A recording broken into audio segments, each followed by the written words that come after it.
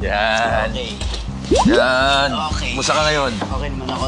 Meron tayong titikman, pero bago ang lahat, binabati ko muna yung jacket mo. Ang ganda eh. Ganda ba? Saka may kakambal yan. Ayun. Si Elmo Magalona to ah. Elmo pala titikman natin.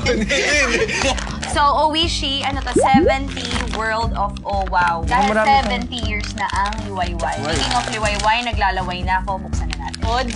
Mamahalin nyo yung galing mo, ha? Yun oh! Yan ang marka ng tunay na gwapo. Galing. Amoy plastic. Plastic lang. Akala ko may Anong gusto mong simulan natin dito, Ramon? Eto, ang basa dyan, Oishi Shanghai Cha.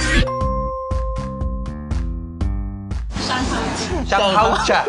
Lasa mo yung barbecue eh. Barbecue, oo. Barbecue, hindi siya masyado nakakaumay.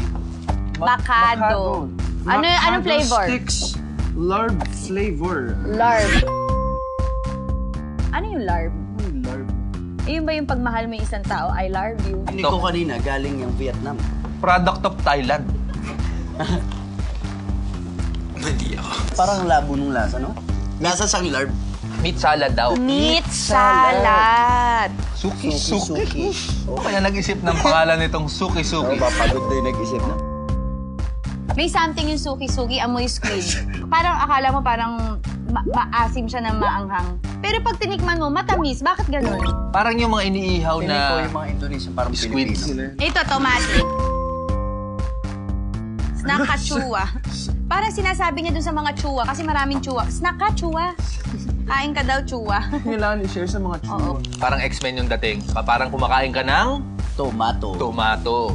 Slight lang yung lasa ng pagkakain. Parang ano lang, sting of ketchup. Wow! Sting of... Oh, So, yan. pangalan naman ito, Wits. Wits. Mukha siyang bread pan. Nabutas. Yung palang nasa loob nito, yung pala yung ginagawang bread pan.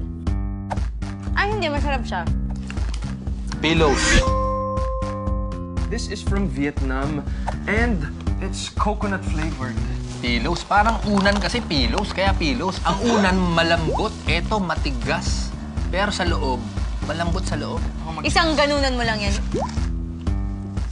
Ibunga mo. May nangyari. Opala. O pala. Masarap to. Ito yung sinasabi nating maalat tsaka matamis pinagsama.